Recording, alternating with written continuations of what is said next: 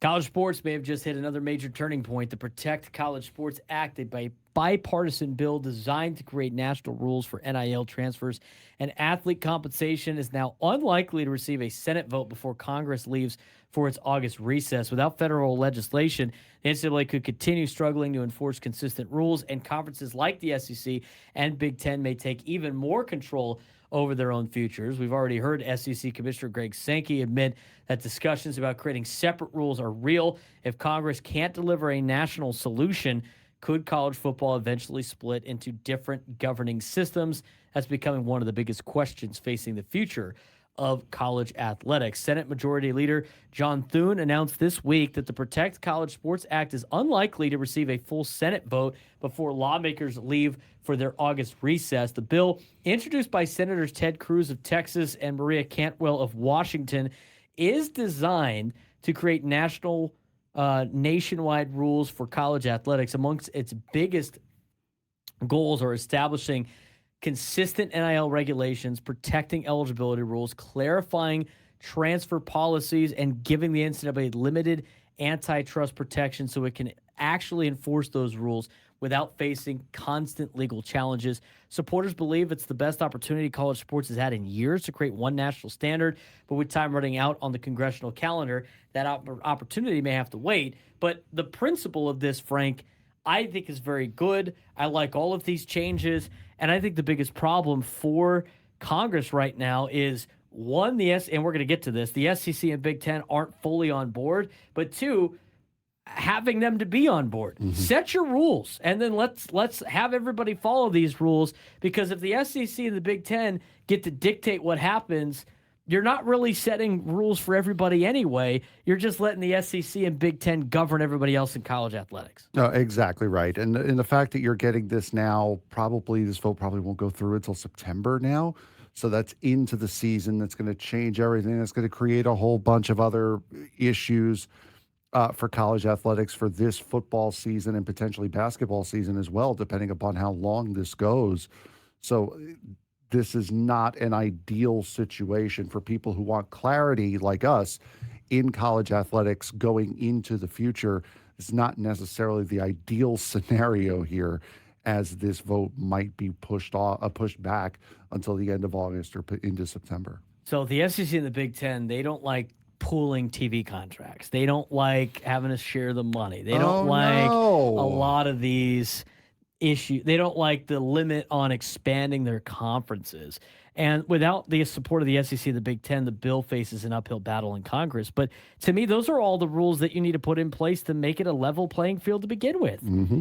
And you know what? What is it going to just be the southern states that are going to have their Congress people decline this? I mean, I just think that you have to try to put this in without letting the SEC and the Big Ten benefit the most. Otherwise, it doesn't even matter. You're getting to a point now where a vast majority of fans are starting to feel kind of the way baseball fans do. Mm-hmm.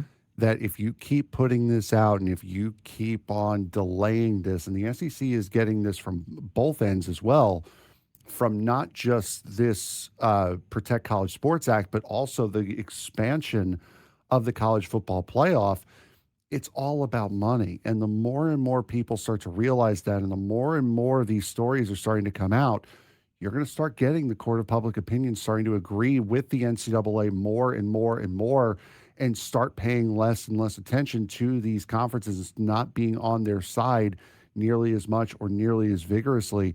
So if the SEC and the Big Ten want to save at least some sort of face here, stop looking at the wallet and start looking at the bigger picture as to what is going on in college athletics.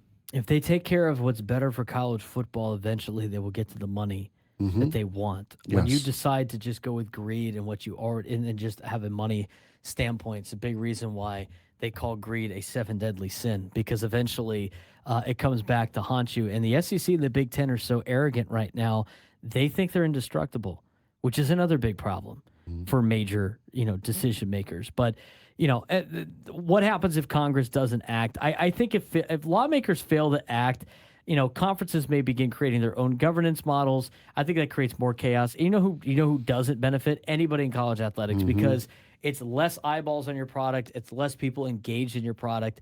And I don't think they understand the consequences of their actions of we're just going to split off because we're so great and everybody's going to love us. It's like, I don't think that's going to be the case. I really don't. I think you're going to be a regional sport, but when you start turning yourself into a professional version of the sports, what's going to happen is you become a minor league of the professional leagues. And you know what minor league sports don't get a lot of? Attention, viewership, engagement, and at the end of the day, money. So Congress has roughly 2 weeks remaining before its August recess.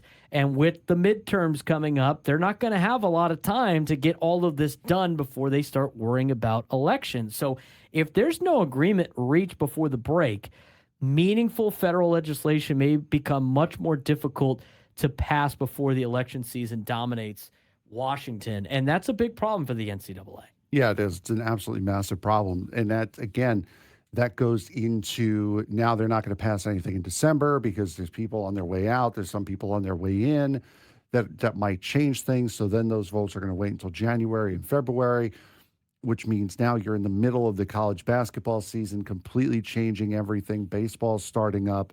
Soccer's getting ready to end. I mean, it creates such an insane thing to try to implement these as far as your timing is concerned. It doesn't help anyone. It creates more problems than it does solutions.